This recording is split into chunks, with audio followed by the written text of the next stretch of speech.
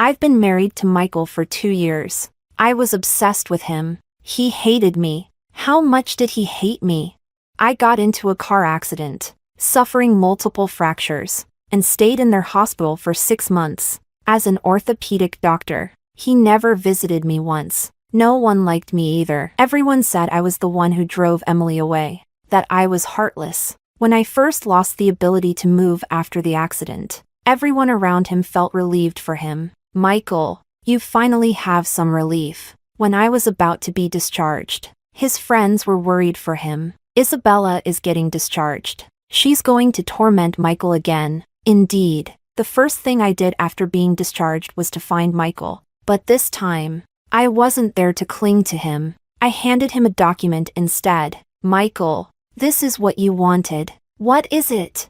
I smiled gracefully. Open it and see. Michael, I don't want the house or the car. I wish you even more success in the future. We'll never cross paths again. After handing over the divorce papers, I stepped back and disappeared into the crowd. Chapter 1. Nurse. What's going on with the patient in the next bed? Why hasn't anyone visited her? Maybe she's done too many bad things, and everyone's avoiding her. Even in my comatose state, I could hear the conversations around me. But in the dark world of my coma, no matter how hard I tried, I couldn't wake up.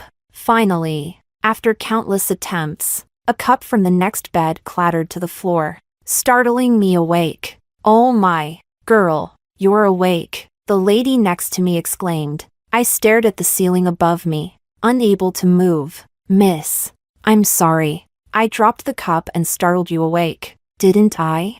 No. I should thank her for dropping that cup. It was the shock that brought me back to consciousness. No one knows how terrified and scared I was in that dark, comatose world. Chapter 2. The news of my awakening quickly reached the doctors. They came to check on me and said it was good that I had finally woken up. But among the white coats, I didn't see Michael's face. While I was unconscious, I never heard his voice. Now that I'm awake, he still hasn't shown up. Where's Michael?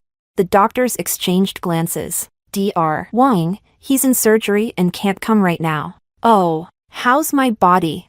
When you had the accident, you hit the back of your head, which caused significant bleeding in the brain, leading to your coma. You also have a fractured right arm, a severe fracture in your left thigh, and several other fractures and soft tissue injuries. In short, you were badly hurt. As of yesterday, you've been asleep for 40 days. Fortunately, you were brought to the hospital in time. The bleeding in your brain has been gradually absorbed, and the fractures have been operated on, with casts applied, and you're slowly recovering. Chapter 3. When dinner time came, the lady next to me was feeding her husband and turned to ask me, "Young lady, who is this Dr. Wang you keep mentioning? Is he someone important to you?" "He is my husband." "What kind of surgery takes 8 hours? Your partner wakes up, and you don't even have time to check on them?" I shook my head. "Just an acquaintance." "I see. What about your family?" "The only person taking care of me was a nurse. During my coma, she bathed me, helped me with my catheter. She did everything." I must be the most pitiful person in the entire hospital. I made up an excuse. They're in another city, and they have health issues, so they can't come. My parents divorced when I was in middle school because my dad had an affair. I was assigned to my dad. My mom was severely affected and moved abroad. My dad is a businessman, always flying between cities. Apart from making sure my pocket money account was full, he never had time to take care of me. Oh, and 3 years ago, he had a son with his new wife. Chapter 4. I pursued Michael. No. It's not really accurate to say I pursued him. Pursuing implies that, in the end, he would have liked me. But even after we got married, he remained cold as ice. He never showed me even a fraction of the tenderness he had for Emily. Maybe if Emily hadn't left, he would have married her instead. Oh no. Why is the blood flowing backward? The caregiver who came to bring me food exclaimed in shock. I turned to look and saw that the 4 needle in the back of my hand had a tube filled with blood. The caregiver immediately pressed the call button. The nurse who came was Ava, my former high school classmate. The impatience in her eyes was already written on her face as she roughly tore off the tape from my hand and pulled out the needle. Back then, not many in our class didn't secretly call me a vixen, evil, or accuse me of abusing my power. She replaced the tube and left. The caregiver and the lady in the next bed couldn't bear to see it. The caregiver lifted the food tray, preparing to feed me, and said, "Maybe she's just in a bad mood." No, I noticed she's just rude, particularly to this young lady. When it comes to our old man, she's not so bad. I didn't say anything, just requested, "Please buy me a small table. I'll feed myself." My right hand was still in a cast, and only my left hand was usable. In the past, if Ava had treated me like this, I wouldn't have let it slide. But now, I felt too drained to argue. Chapter 5. When Michael walked in, I was tied up like a dumpling, clumsily eating, using my left hand to eat. I wasn't quite used to it. When he entered, my spoon froze in midair. In that moment, I must have looked pathetic. He glanced at me and then looked at the man in the next bed. "What's going on?" So he was here to see the patient in the next bed. I lowered my head and mechanically continued feeding myself, feeling numb all over. "Doctor, you're here." My husband said. His elbow suddenly started hurting a lot. Michael loosened the man's cast a bit. "Does that feel better?" "Much better. It doesn't hurt as much now," the lady asked curiously. "Did they change doctors? Wasn't it Dr. Lou before?" "He had a family emergency, so I'm covering for him for a couple of days." "I see." "Young man, you look so young. Already working at the 3rd hospital. Quite impressive. Do you have a girlfriend?" Michael dodged the question. The cast was too tight, putting pressure on the elbow, which caused the pain. "In the future, if this happens, call the doctor right away." After dealing with the man in the next bed, it seemed he hadn't left yet. I kept my head down, mechanically eating, when a pair of white shoes appeared by my bed. A nurse came running over. "Dr. Wong, there's an emergency." The white shoes disappeared again. I looked out into the darkness outside and sniffled. Chapter 6. Since then, Michael hadn't visited me. Dr. Lou returned, so Michael didn't need to cover anymore. All of us in this room were Dr. Lou's patients. I heard there was a massive car accident that night, with many people injured. I also heard that Michael went to another province for a medical exchange. When he returned, there was a major fire in the city, and the hospital was overcrowded. Later on, I heard he was sent abroad for further studies. In short, he was very busy. The patients in the bed next to mine changed over and over again. When I could finally get out of bed, I threw myself into rehabilitation training. I was determined to stand up again, to be a normal person, no matter how painful the rehab was. I gritted my teeth and persevered in that rehabilitation room like the other patients. Of course, during this time, I became a joke in my old social circle, the proud, cold peacock, bedridden after a car accident, unable to take care of herself, needing others to do everything for her. Before, we were all medical students at Peking University, but during my internship year, I injured my hand and couldn't become a surgeon, so I gave up the profession altogether. Several of my former classmates had joined the 3rd hospital, but no one felt sorry for me. They just saw it as my karma. After all, everyone believed that I had been the one who ruthlessly forced Emily away, causing her to leave for another country. Chapter 7. Everything is completely normal now. Great job. 4 months later, when I was finally able to walk a normal distance without any equipment, the trainer who had been helping me with my rehabilitation clapped his hands. "Thank you for being there.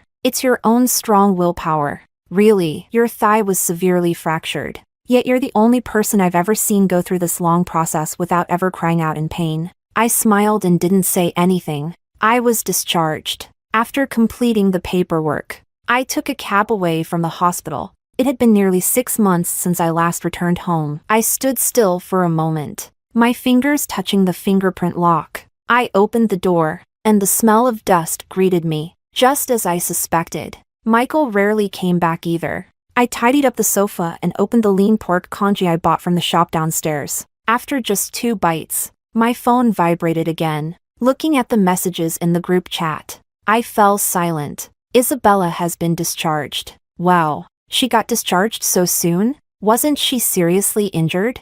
She's going to start pestering Michael again. Michael must have owed her in a past life to be stuck with her in this one. Stop it. She's still in this group. If she sees this, watch out for revenge. Oh no. Sent to the wrong group. Quickly. The messages in the group were deleted.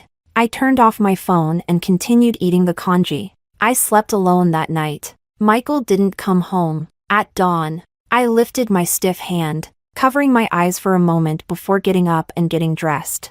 I grabbed the things on the coffee table and left. Just before closing the door, I paused for a moment, taking one last look at the 3-bedroom apartment I had carefully designed. Bang! I shut the door and left. Chapter 8. Outside the orthopedic hallway, I saw Michael. They had just finished their morning meeting, and a group of white coats walked out of the conference room. When he saw me, the movement of flipping pages in his hand froze. The doctors beside him glanced at us and, understanding, walked away. I don't know why, but I managed to smile and walked towards him. Maybe it was a blessing that I could recover and not end up disabled. Maybe I had already let go. His skin was naturally good, and though there was a faint dark circle under his eyes, it couldn't hide his perfect face. He explained to me, "Sorry. Yesterday I had 3 surgeries. By the time I finished, I found out you had already completed the discharge procedures and left the hospital."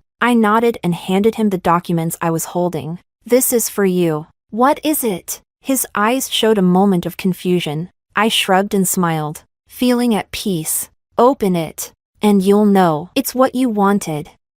"Michael, I don't want the house or the car. I wish you even more success in the future. We'll never cross paths again." After handing over the divorce papers, I stepped back and disappeared into the crowd. Chapter 9. At the airport, I took out my phone and deleted the pinned contact. I left the class group chat. I went to a small town. After landing that evening, I showed up at my cousin's place, where she was taking care of her child. "Mama, it's Auntie." My cousin came out of the kitchen and glanced at my suitcase. "Did you have a fight?"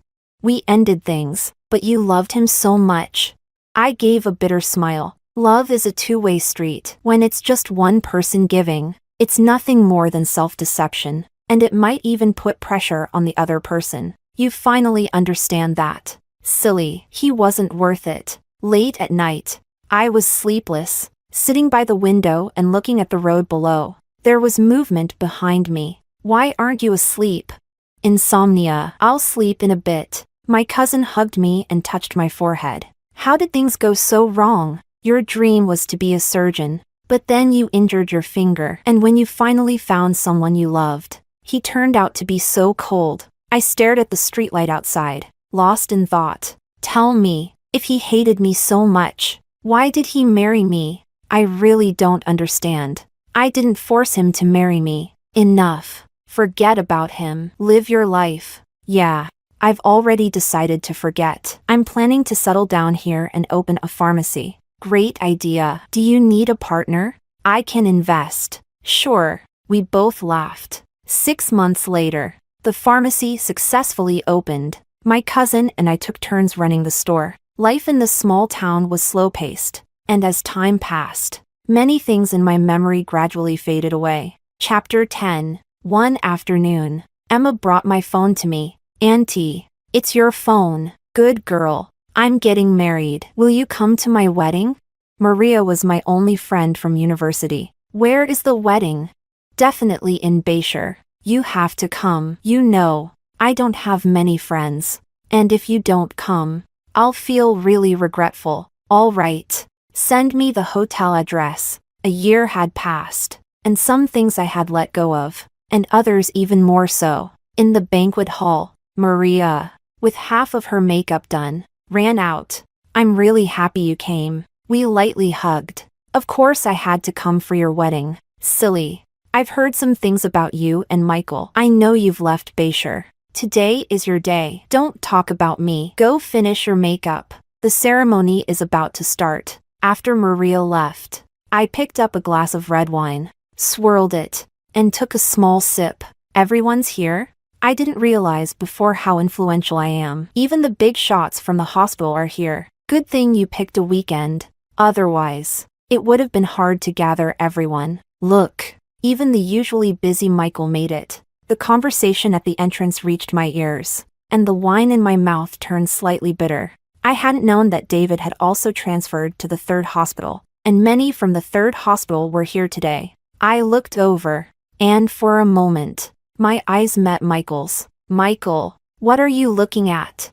Everyone noticed me then. There were several surprised glances. Michael withdrew his gaze and took out his wallet to give a gift. When I saw who stood next to him, ready to give a gift as well, even though I had prepared myself mentally, I still froze for a moment. Emily was back, but it was only for a moment. I looked away, focusing on the wisteria flowers hanging outside the window, and as the wind blew, those knots in my heart seemed to disappear as well. Since entering university, people had always said they were a match made in heaven. Now, from their perspective, it seemed they had finally found their happy ending. The wedding banquet began, and everyone took their seats. The people from the third hospital were seated together at one table. Today's groom is a doctor at the third hospital. Doctors are really in demand these days. Did you see? The table next to us is full of the groom's colleagues. If anyone has a single daughter at home, better go ask for their WeChat.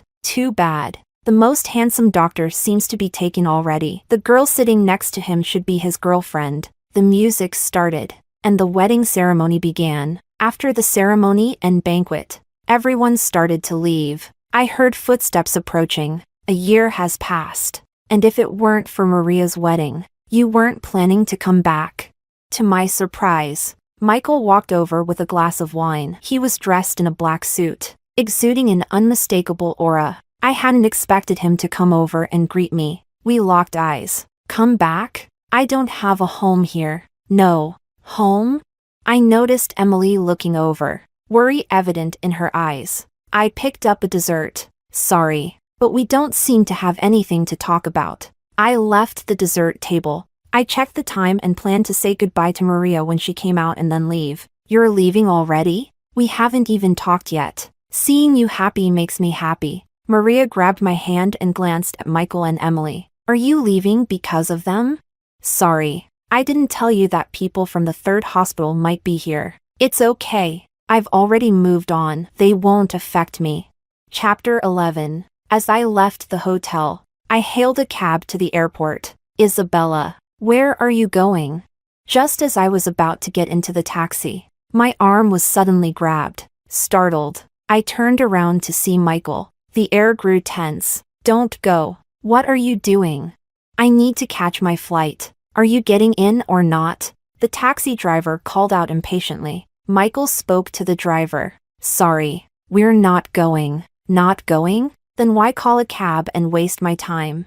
The taxi driver cursed as he drove away. I looked at Emily, standing not far away, her face pale, then turned back to Michael, confused. What do you mean by this? He tightened his grip on my arm. What do you mean? We're still legally married. Where are you planning to go alone?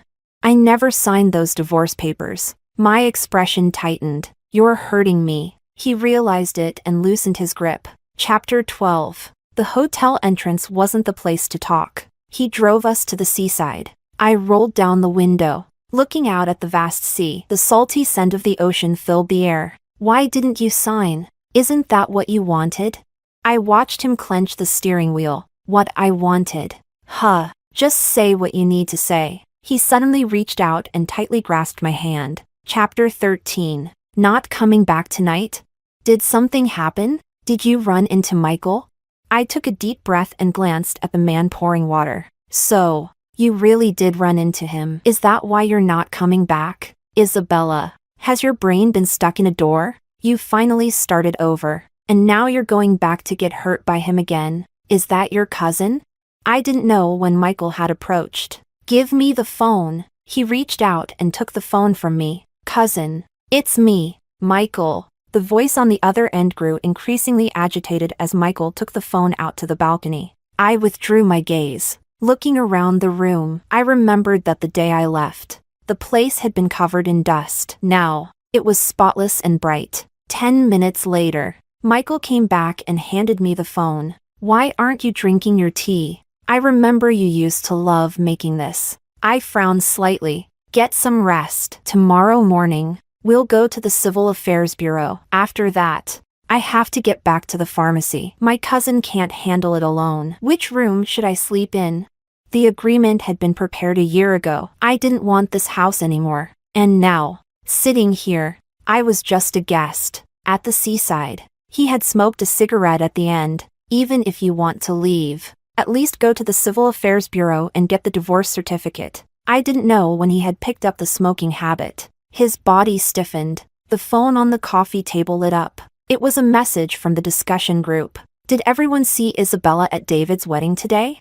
How could you miss her? She's so noticeable. They say doctors are usually busy. I didn't realize these people could have so much free time. I wonder what she's doing back here. Could she be trying to win Michael back? Michael picked up his phone. After a moment, the group chat was disbanded. There's a new barbecue place that opened downstairs. It's pretty good. Want to have some late-night snacks?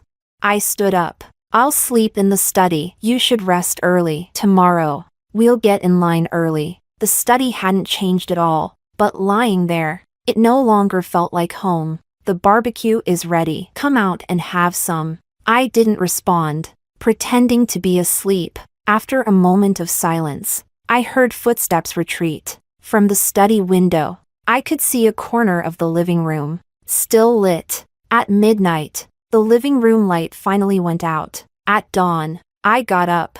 There was no movement from the master bedroom, so I sat in the living room, waiting for him. As the sun rose higher and higher, still no movement from the master bedroom. I checked the time and knocked on the door. No answer. I frowned and looked at the entrance, finally noticing his house slippers neatly placed by the door. I immediately pushed open the bedroom door, but there was no one inside. When I came out, I finally saw the note on the dining table. Emergency at the hospital. I've gone to the hospital. There's breakfast in the thermos. Make sure to eat. I put down the note. I glanced at the thermos beside it, opened it, and found meat buns on the top layer and millet and red date porridge on the bottom. I wasn't in the mood for breakfast. When I called him, he was busy, with no other choice. I went to the hospital. At the hospital, I was told he was in surgery. I could only wait in his office for him. Chapter 14.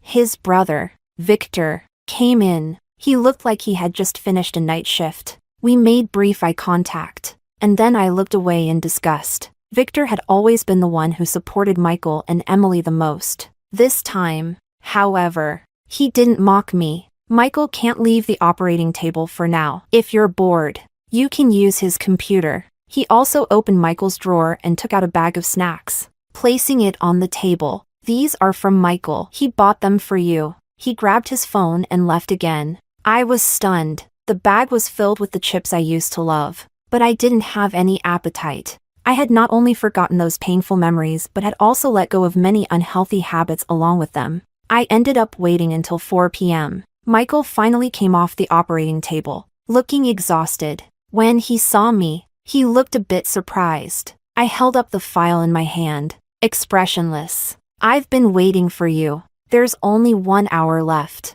We need to hurry. Okay, he nodded. Let me just take a quick shower and change clothes. He went to the bathroom. 10 minutes passed, and I grew anxious waiting outside. He came out, towel drying his hair, and pointed to the boxed meal the nurse had just brought in. Give me a moment to eat something, okay? I haven't eaten all day. We're running out of time. He gave a bitter smile. I'll be quick. 5 minutes. I didn't say anything else. He quickly ate a few bites, and as we were about to leave, a nurse rushed over. Dr. Wong, there's an emergency. The patient in bed 3 is experiencing sudden consciousness impairment and respiratory distress. I'll go check on it. He was called away again. Lives were at stake, so I had no reason to stop him, but I couldn't help feeling frustrated. Chapter 15. By the time he returned, it was already 6 p.m. and the Civil Affairs Bureau had been closed for an hour. Facing my questioning gaze, he glanced at the time. Sorry. The patient had a fat embolism and needed immediate treatment. I didn't know what to say. I was furious. But the patient had needed him, and that was a fact. Arrange your work. I don't want any delays tomorrow. I'll find a hotel to stay in tonight. Isabella? Just as I was about to leave, another doctor came over. When I saw who it was, I was momentarily stunned. Dr. Lou. He glanced at my leg and smiled. That's great. No lasting effects. I haven't seen you in the hospital for a year, and I even asked Michael why you haven't come. Dr. Lou was over a decade older than Michael and his peers and was considered a senior in their department. I looked at Michael. Did Dr. Lou not know that Michael and I had been separated for a long time? You've recovered well, so I'm relieved. Come on. Tonight I'm treating the department to dinner. Michael, bring your wife along. Sorry. I have something to do tonight. You all go ahead. Dr. Lou's face immediately stiffened. What? You don't even respect me? I owed my life to him at that time, so refusing him felt rude. All right. Through their conversation, I understood that Dr. Lou had been promoted to department head, and this was his celebratory dinner.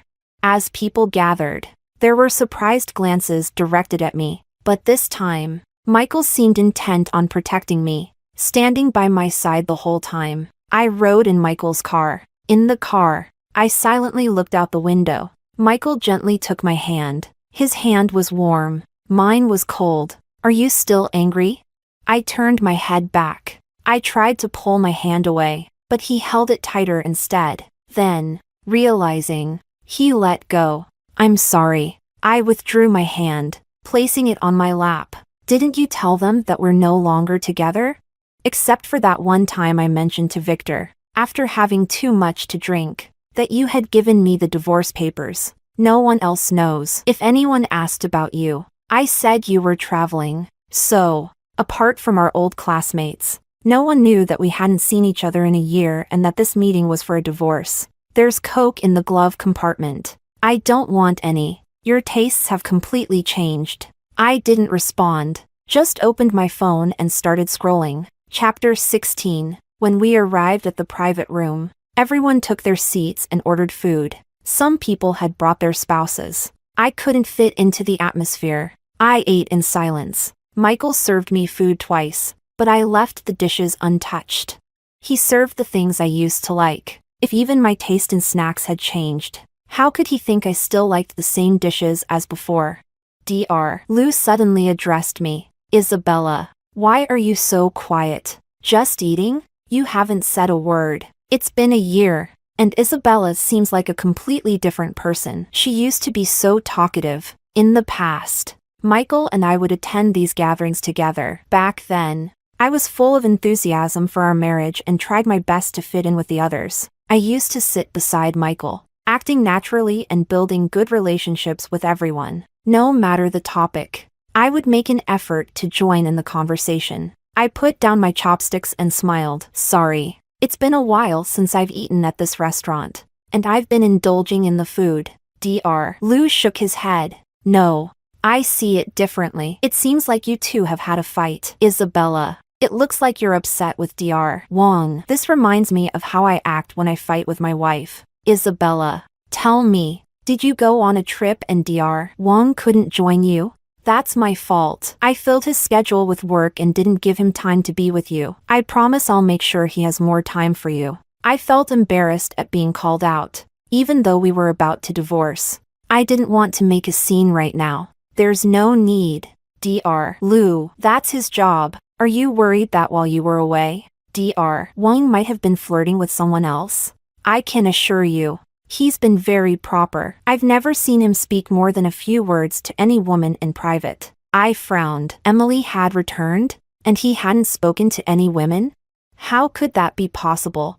But Dr. Lou insisted. I wouldn't lie in front of everyone. Chapter 17. Midway through the dinner, I got up to go to the bathroom. I splashed some cold water on my face. Dr. Lou's wife, Mrs. Young, also came into the bathroom and smiled at me. Mrs. Young, I nodded. It's been a long time. You've lost some weight. Mrs. Young patted my shoulder. Can you tell me what's going on between you and Dr. Wong? The girl who used to look at Dr. One with shining eyes seems to have lost that light. I knew Mrs. Young was concerned about our relationship. Mrs. Young. I don't have any feelings for him anymore. Mrs. Yang's mouth opened in surprise, and she fell silent for a moment. I don't know exactly what's going on between you two, but I can tell he cares about you. During the time you were in a coma after the accident, if he wasn't sent out of town, he spent the nights at the hospital watching over you. Especially during your time in the ICU, he slept by your bedside. When you had the accident and were brought to the hospital, he was in another province, assisting in a surgery with the director. As soon as he heard about your accident, he rushed out of the meeting and came back immediately. Because of that, the entire hospital reprimanded him. I was completely stunned. Had he really stayed by my side while I was in a coma? Mrs. Young sighed. I don't understand it either. He clearly cares about you, but he was never there when you woke up. Several times, when my husband was on night duty and I passed by your room, I saw him sitting by your bedside. Mrs. Young patted my shoulder. Don't rush to make a decision. Maybe there are misunderstandings between you two that haven't been cleared up. Chapter 18. Mrs. Young left first. I took a call and then left the bathroom. At the door of the private room, Michael was waiting. Are you feeling unwell? I can go in and let them know, and we can leave. I glanced inside, and it seemed like the dinner was almost over. I'm not unwell. Let's finish up and leave together. Half an hour later, the dinner ended. At the hotel entrance, everyone said their goodbyes and drove off one by one. On the way, I looked toward a nearby hotel. Drop me off here. I'll stay at the hotel tonight. Let's meet at the Civil Affairs Bureau tomorrow at 8. Tomorrow is the weekend. The Civil Affairs Bureau is closed. I immediately opened my phone to check the date. I was really distracted. I hadn't noticed tomorrow was the weekend. Let's go back home. I snapped. Michael, can you respect me? You've been dragging me around all day. Do you think this is fun? He was silent for a moment, then looked up. If someone's staying at a hotel, it'll be me. You designed the house with such care. It's yours. I'll take you home first. That night, as promised, he dropped me off at the garage and then drove away. But the next morning, when I went downstairs to buy breakfast, I saw his Volvo parked outside. I averted my eyes and headed upstairs. He got out of the car. I got a call from my dad. It's his birthday today, and he wants us to come over for a meal. There's no need to go. His heart has relapsed twice. He really wants you to visit. I clenched the soy milk in my hand and quickened my pace upstairs. I'll wait for you downstairs. When I got upstairs, my phone rang again. I ignored it. The phone vibrated twice more. Isabella, please come back and have a meal, okay? Dad asked Auntie to make all your favorite dishes. A few days ago, I was diagnosed with pulmonary congestion. Adding up all my illnesses, I might not have many years left. I know I failed you and your mother, and you hate me, and you should. But Dad still cares about you. He just wants to see if Michael is treating you well and if he's taking good care of you. I turned off my phone and tossed it aside. Chapter 19. When we arrived at the Wong family home, Michael opened the trunk and took the canned goods from my hands. This is heavy. Let me carry it. Margot, who was playing in the yard, glanced at us and then ran inside. Dad, sister is here. Before entering the house, I watched Michael's back for a moment. I felt a bit puzzled. In the photo album I made, there's a picture of me with my parents. I once saw him holding my dad's picture with a strange look in his eyes, almost as if it were hatred. I had once tried to subtly ask him if he knew my dad. He used work as an excuse and avoided discussing the topic. I snapped out of my thoughts and followed him inside. Sister is here? My dad looked towards the door, his voice tinged with excitement. Lisa, come out quickly. Isabella is here. A woman wearing an apron hurried out of the kitchen, my stepmother in name. You're back home. No need to bring anything. Give me the stuff. You two go sit in the living room. The last 2 dishes will be ready soon. We sat in the living room, and the silence was heavy. Ever since my dad's affair destroyed our family, I hadn't called him Dad. Next to him, I noticed he had an enforced stand, receiving fluids. That was unexpected. His face no longer looked healthy. As soon as I sat down, I felt the urge to get up and walk around outside. Michael came over, sat next to me, and held my hand. Your previous surgery was successful. Why has it recurred? Auntie brought over a fruit plate and tea. Now that you're here, please talk to him. At his age, he shouldn't be working so hard. The last time it happened, he collapsed in less than a minute. I was so scared I could barely dial 120. It's not that serious. All right. Go watch the stove. Don't listen to your aunt. She likes to exaggerate. The doctor said that as long as I rest properly, there's no major issue. I stood up. I'm going to take a walk outside. He then instructed Marco, who was playing nearby. Marco, go accompany your sister outside. Marco dropped his Lego. Okay. Marco trotted out with me. From the look in his eyes, I could tell he was unfamiliar with me, yet he seemed to want to get closer. I couldn't help but think how fortunate Alex was. Even after being unfaithful, he still found someone who understood him, and this woman even gave him a well-behaved child. Lisa wasn't Alex's affair partner. She came into his life 3 years after his affair partner left him for a younger, wealthier man. Otherwise, I wouldn't have come back today. He scratched his fingers. Do you want to see the goldfish I'm raising in the stone tank? Let's go take a look. If you feed them too much, they'll die from overeating. Huh? But they eat everything I give them. They won't refuse food when they see it. As their owner, you have to control how much they eat. How much should I feed each one? They're still small, so 3 to 5 pellets per fish should be enough. I'll remember that. Sister, brother is here. I turned to see Michael walking over. Brother, sister is teaching me how to feed the goldfish. I didn't know feeding them too much could kill them. Michael ruffled his hair. Dinner's ready. Let's go inside and eat. Chapter 20. During dinner, things took a turn. Suddenly, my dad clutched his chest in pain. Marco, quickly, go to the living room and bring your dad's emergency heart medicine. Auntie helped him anxiously. Marco brought the medicine, and I took it, quickly giving him a pill. This meal was clearly over. Michael carried him to the bedroom and laid him flat. The family doctor arrived as well. By the time everything was settled, it was almost dark. As I stepped out of the bedroom, I looked at the swaying branches outside, and someone draped a coat over my shoulders. Michael, it's drafty here. Be careful not to catch a cold. The doctor came out. I asked him, how is he? Is there any danger? The situation isn't good. You should stay here tonight, just in case something happens. Auntie came out and agreed. Yes, stay the night. I panic easily when something happens, and I can't make decisions. I'll feel more at ease with you young people here. Isabella, your room has always been kept for you. I only go in once a week to clean. I haven't touched anything inside. I hesitated for a moment but then nodded and agreed to stay. Chapter 21. Auntie didn't know about the situation between Michael and me, so she didn't arrange a separate room for him. I didn't want them getting involved in our issues, so I decided to make do for one night. In the shower, I accidentally slipped. Michael rushed in when he heard the noise, and I was soaking wet, with nothing to cover myself. Did you fall?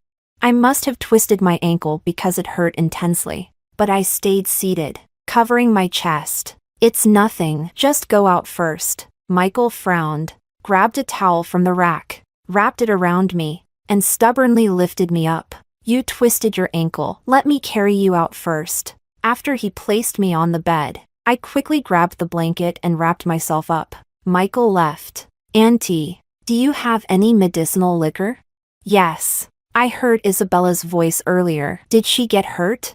Michael quickly brought a bottle of red medicinal liquor and poured some into his hand. By the time he finished his shower and came out, I had already closed my eyes. Soon, the other side of the bed dipped as he lay down, pretending to be asleep. I could feel him moving closer. Then, becoming bolder, he pulled me into his arms. I pretended for a while, but I couldn't keep it up and opened my eyes, staring straight at him. He froze for a moment, then leaned down and kissed me passionately. His kiss was gentle, tender, and made me want to sink into it. It wasn't until I realized what I was doing that I pushed him away and gasped for breath. Staring at the ceiling in a daze, I smiled. but tears flowed from the corners of my eyes. What was he doing? We were married for 2 years. And he hated me. Now that we're getting divorced, he's showing me all this tenderness. Just like earlier when he rubbed my foot after I twisted my ankle. His touch was incredibly gentle.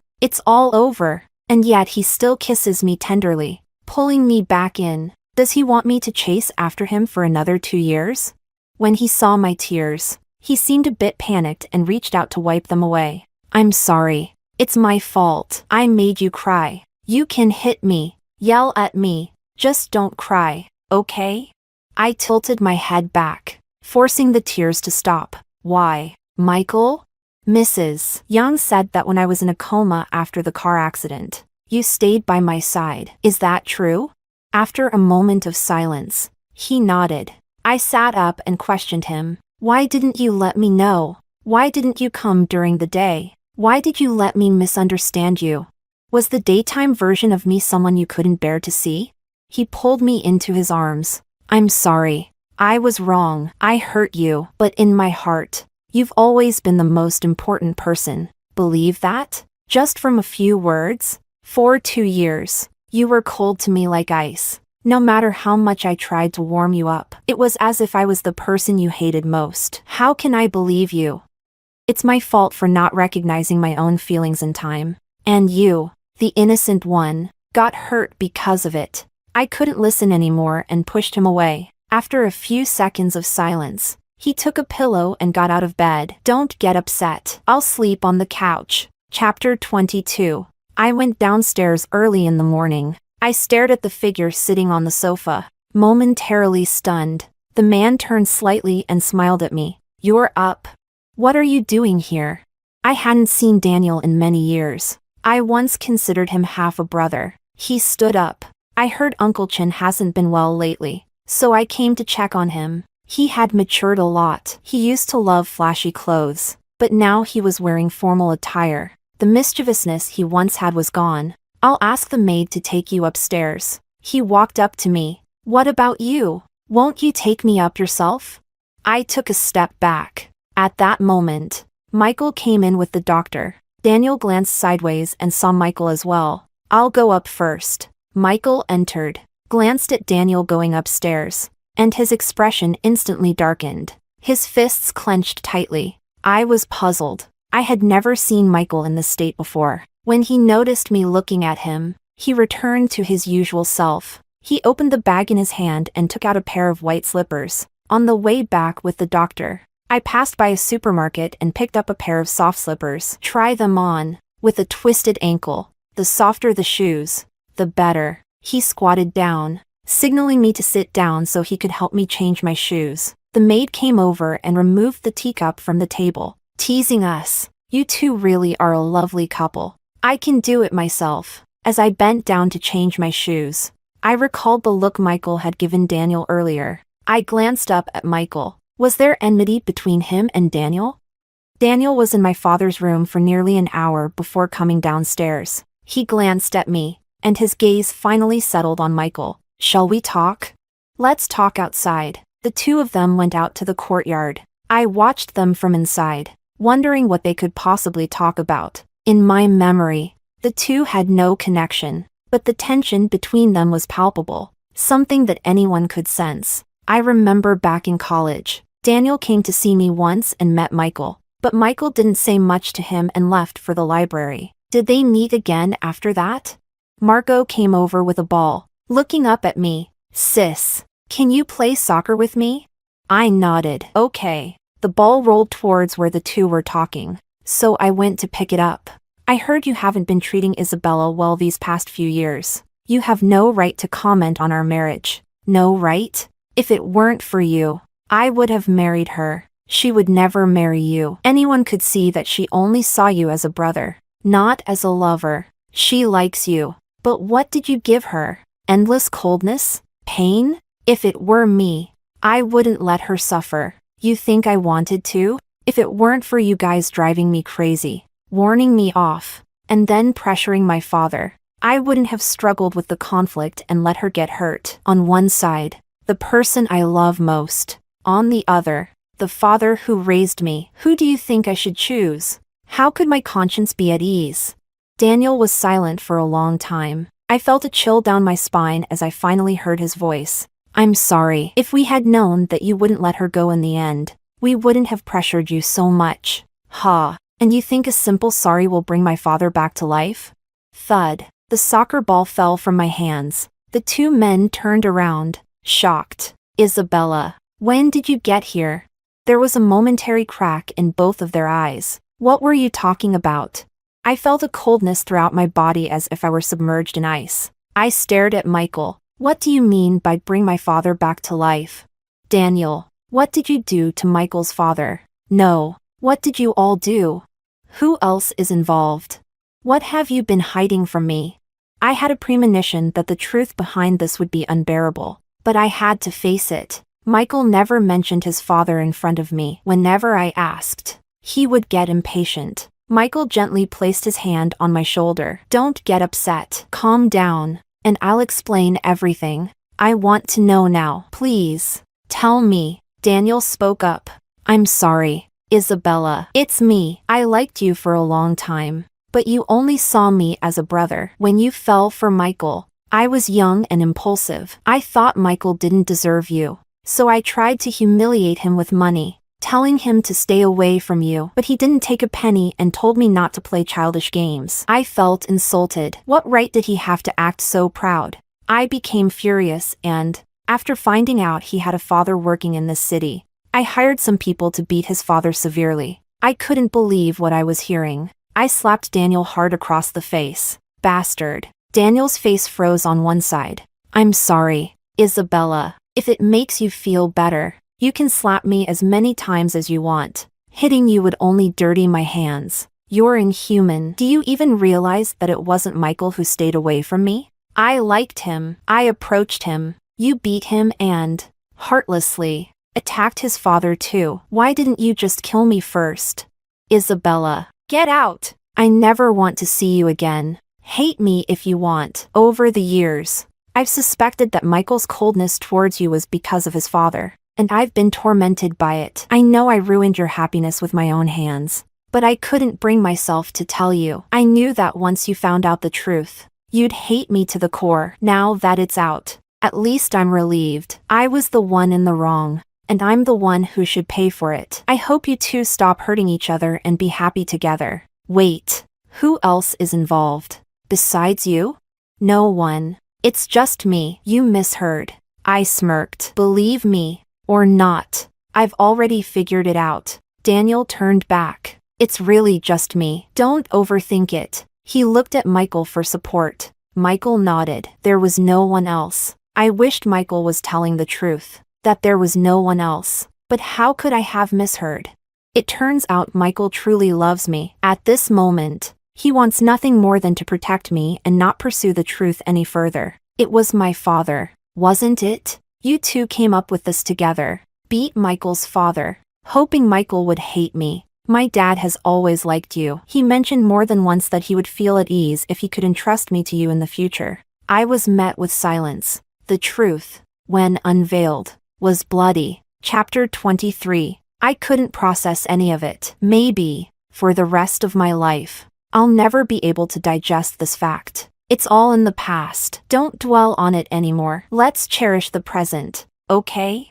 Michael cupped my face, pressing his forehead against mine. How can we cherish the present? Michael, your father was harmed by mine. Today, I finally understood his hatred for me. I had imagined 1,000 reasons, but I never thought it would be something so unbearable. Michael explained. No, my father died of cancer. Not from the beating. Those were just superficial injuries. I couldn't take it in. There's no need to hide it for them anymore. When I stood by Alex's bed, he already had a premonition. You know everything? You must have hoped I'd never find out. I suddenly understand why your condition kept deteriorating. It's karma. The maid felt sorry for him. Isabella, don't speak to your father that way. He's always regretted what happened. His intention was for you to marry someone trustworthy, someone he knew well, because he was worried you might suffer. I sneered. Marrying someone I don't love isn't suffering? So, your way of loving me was to hurt the person I love. From now on, Don't call me to play the victim. If you have any conscience left, you shouldn't be calling Michael either. His father has been dead for years. Yet here you are, using the most expensive medicine, lying on $1 million mattress, still trying to manipulate Michael. He's a person. Can you imagine the pain he feels every time he faces you, knowing you treated his father like dirt?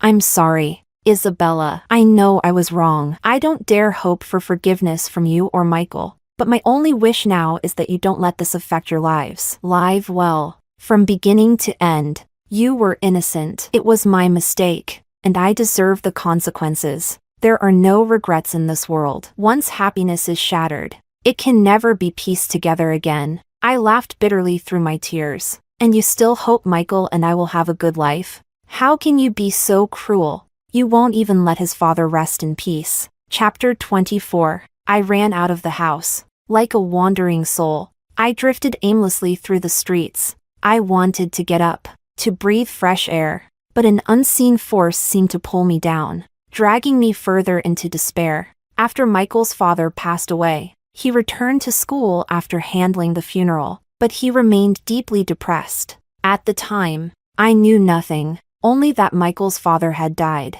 I wanted to be there for him, so I waited for him outside his dormitory. Victor once scolded me, Isabella, stay away from Michael. Let him go. Do you know how pitiful Michael's father was? When he died, his body was still covered in bruises. Pour another. Do you really want more? You're already drunk.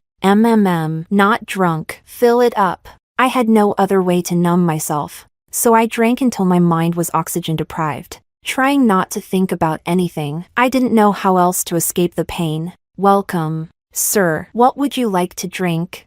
I'm looking for someone. Enough. Let's go home. In my blurred vision, I saw a tall figure that looked just like Michael. Michael, why are you here? Please, don't show up again. I'm too ashamed to face you. I grabbed his arm again, trying to roll up his sleeve. How did they beat you? Does it still hurt? Was that why you took several days off? To recover in the hospital? You are my favorite person. They beat you, and it hurt me more than if they had beaten me. I'm sorry, Michael. I apologize on behalf of my father. Please don't hate me, okay? No, your father is already dead, and we're married now, so he's my father too. You won't forgive me. It would have been better if you had never met me. Then my father wouldn't have died. Please, stop being good to me. I can't bear it. Shoo. Let's go home. I felt my body lift, as if floating in the air. Chapter 25. The next day, I woke up with a splitting headache. Sunlight filtered through the light curtains, making my eyes ache. As I regained consciousness, the truth that had been revealed yesterday became painfully clear in my mind once again. I realized that this was my and Michael's marital home. I didn't know how to face Michael, so I tried to get out of bed and leave. The door opened. Michael came in, smiling. You're awake. I made you some soup to help with the hangover. It's ready for you to drink. He ladled some into a spoon and brought it to my lips. The better he treated me, the harder it was to bear. I pushed him away. Michael, you don't need to be so kind to me. You're my wife. Who else should I be kind to? I glanced at the papers on the table and picked them up. We should stick to our agreement and go to the Civil Affairs Bureau on Monday to end our marriage. He lowered his head in silence. I need to go for a walk. As I got out of bed, he grabbed my hand. So, you're going to leave me? It's not about leaving. I just can't face you anymore. We're the ones who wronged you. I'm really sorry about your father, but there's nothing I can do to make it right beyond apologizing. Let's stop torturing ourselves. Emily is a better match for you. It's convenient that she's back. He frowned slightly. Is this because you saw us together at the wedding? You misunderstood. Yesterday, at David's wedding, Emily and I only met at the entrance. We didn't interact beyond that. You saw her standing next to me and thought we were together, right? And did you ever think about why I ultimately chose to marry you? You probably think I did it to get back at your father, right? But what if I told you it was because I love you so much that even my conscience couldn't stop me from being with you? Would you believe me? I pressed my lips together. Michael, I know I didn't treat you right after we got married. I didn't fulfill my responsibilities as a husband because I was constantly torn apart inside. I wanted to keep you close, but I also hated your father. Sometimes, I felt like I was going to break. When you had that car accident, I was out of town. When I heard about it, I was stunned. I rushed back, seeing you lying in the operating room, unconscious, and I felt like my world was falling apart. And when I found out the accident happened because you ran a red light while mentally distressed, I felt even more guilty. My coldness towards you made you doubt yourself, leaving you lost. I hated myself. I thought, once you woke up, we should get a divorce. Being with me only brings you pain, so I didn't dare give you any more hope. I knew you would get back on your feet. You're strong at your core, but when you brought out those divorce papers and were about to push me away, I felt like my heart was bleeding. I realized then that no amount of hate could compare to the value of having you by my side. I knew I couldn't sign those divorce papers. I can't lose you, but your heart is already dead. After you left, I searched for you everywhere. Finally, I found you in a small town in the south. You had opened a pharmacy, and you were doing better every day. I had hurt you so much that I didn't have the courage to appear in front of you and shatter your peace.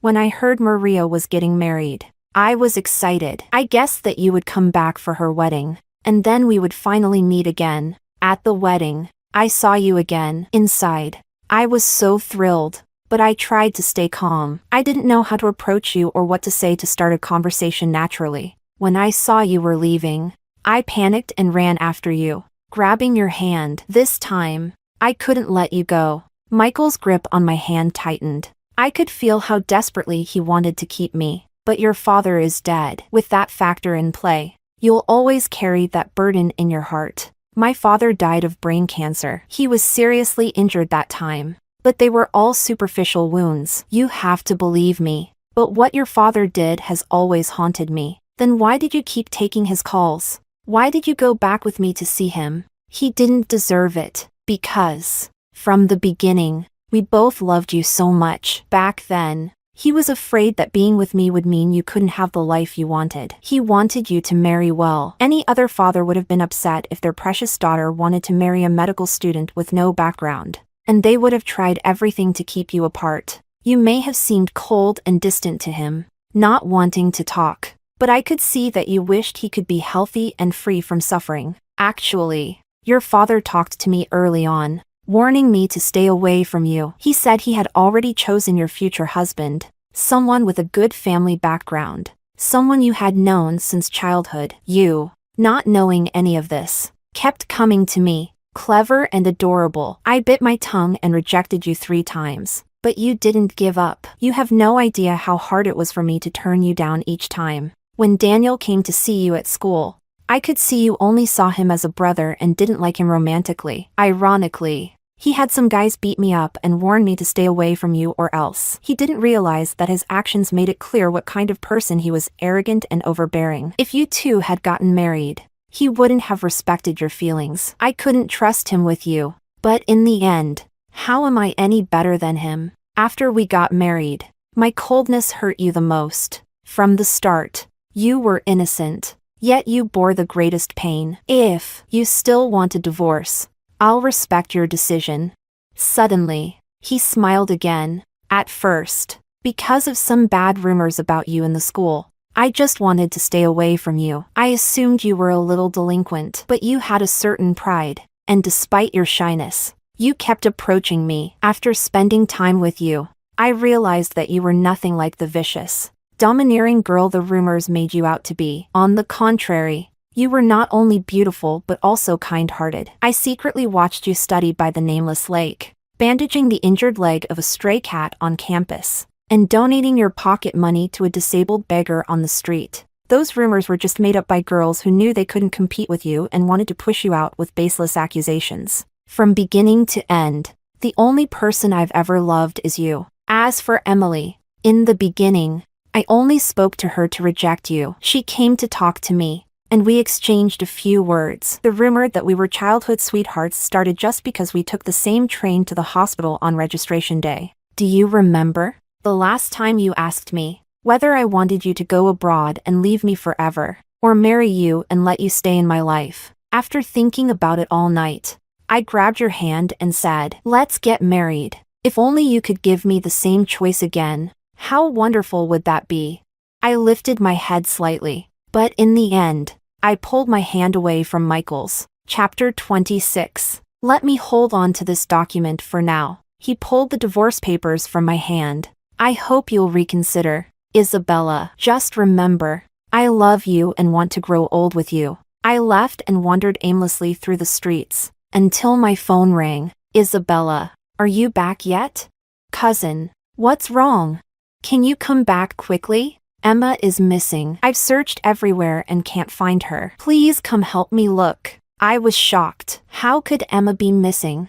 I'm coming back right away. Thankfully, it was just a scare. I hurried back. And before dawn, my cousin and I found Emma asleep in the park. My divorce with Michael was temporarily put on hold. Another 6 months passed. The sky was bright blue that day. I organized the medicines on the shelf and returned to the cashier's desk. I received a message from Michael. Isabella, our team won the grand prize at the last Medical Olympics. The hospital has rewarded our group with an all-expenses-paid 10-day trip to Sonia. And we can bring family members. Will you come with me? Doctor, my stomach hurts. Do you have anything for it? I put down my phone. Yes. Chapter 27. At the edge of the soft beach, I adjusted my hat and took a few landscape photos with my phone. Hey, beautiful. Can I get your contact info?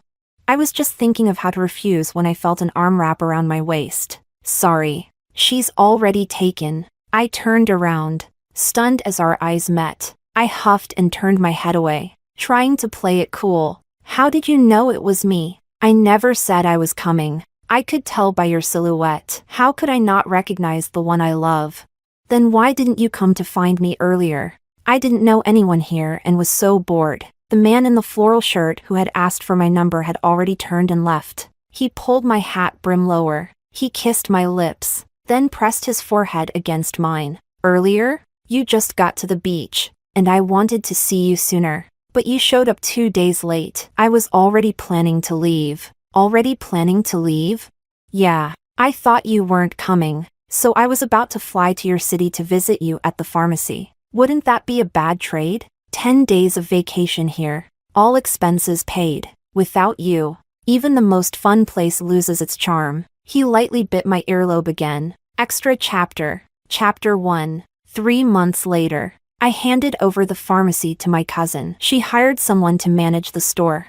I returned to Baicheng and successfully joined the pharmacy department at the third hospital. Every day, I could go to and from work with Michael. One night, Michael and I were sleeping. His phone lit up. He picked it up, replied, and put it down. I asked casually, "Who's messaging you so late?" "Someone unimportant." In the middle of the night, I got up to go to the bathroom, with a small light on. I glanced at his phone and unlocked it. The chat window popped up. His phone had my face registered for recognition. Emily, Michael. I'm so scared. Can you come and keep me company? Talk me through this? Michael, I'm not obligated to. Chapter 2. The first Qingming festival after we reconciled. Qingming festival is coming up soon. This time, you're not going to sneak back alone to sweep your father's grave. I'm coming with you. All right. Let's drive back together. On the way, Michael suddenly asked me, "What are you thinking about?" I looked at him, a bit silent. Maybe my father doesn't want to see me. He's seen you before. When? Back in college. That night you were dragging me to watch the stars on the field. He came to the school to see me. Was it the night I went to the bathroom and couldn't find you afterward? Yes. That night, you went to the bathroom, and he came over to tell me that he was working in the city and decided to visit me. Actually, he had already seen us. Seeing that you were there, he didn't want to disturb us. He brought me some clothes, and I went back to the dormitory with him to put them away. Oh, that night, I think I bit your arm. I hope he didn't see that. It was frustrating. The news had predicted a meteor shower that night, and I wanted him to watch it with me, but he was particularly cold to me during that time. Even though he had been fine with me before, he had taken a short break and come back home, but he had turned cold as ice again. I was angry, so I grabbed his hand as he tried to leave, bit him, and then hid in the bathroom. He raised an eyebrow. Do you think he didn't see it? I instantly felt my face flush with heat. That was his first impression of me, and it wasn't a good one. He must not have liked me very much. After a moment, Michael chuckled. Do you know? After that, he increased my living expenses by 500 yuan a month. Why? He said you looked too skinny and told me to make sure you were eating well. So, Dad thought I was your girlfriend back then? So, you didn't deny it. Huh? You considered me your girlfriend from the start, but you never acknowledged it in school. You're so difficult. And am I as difficult as you? Remember our first date? Someone wore high heels, got blisters, and still pretended to be fine in front of me to look ladylike. Bringing up old, embarrassing stories. Huh? Dad gave you an extra 500 a month to take care of me, but I never saw you even buy me a bottle of water. He tapped the steering wheel with his fingers. Because you wouldn't listen. How was I not listening? Ever since I met you, I've become much more agreeable. I don't even have a temper in front of you. Did you stop drinking soda when I told you to? Did you stop buying me things when I asked you not to? I silently shut my mouth. I felt a bit wronged. We were still students back then, and it wasn't like I drank soda all the time, just occasionally. And when I bought things for him, it was because I thought they suited him and really wanted to get them for him. He suddenly handed me a card. Here, this is for you. I was confused. Why are you giving me a card? This card has the 500 yuan Dad gave me each month for you. I opened an account and saved it all in here. Now, it's yours. Buy whatever you want. I was stunned as I took the thin card. My heart filled with a bittersweet feeling. This card held the acknowledgement from Michael's father. Although Michael's father wasn't a prominent figure, he was a respected train driver. Did Dad ever know who beat him up? They warned him to keep his son away from you. What do you think? Then Dad must have hated me and disapproved of our relationship. In his life, he never did anything particularly notable, but his greatest trait was his sense of right and wrong. He would never blame a young girl who didn't know anything. Michael slowed down the car and pulled over to the side of the road. He took my hand, the one that had been injured by a scalpel during surgery. Especially not when that girl hurt her hand for his son and even gave up her beloved career. With such a wonderful girl, how could I ever let go? I was shocked. How did you find out? When that scalpel fell, it cut my index finger. Everyone thought it was just because I happened to be standing there. But in reality, I had deliberately reached out to block the sharp scalpel, preventing it from falling onto Michael's head. My hand was instantly stained with blood. I always thought it was just an accident until a similar incident happened in the operating room, and I realized you had intentionally protected me from disaster.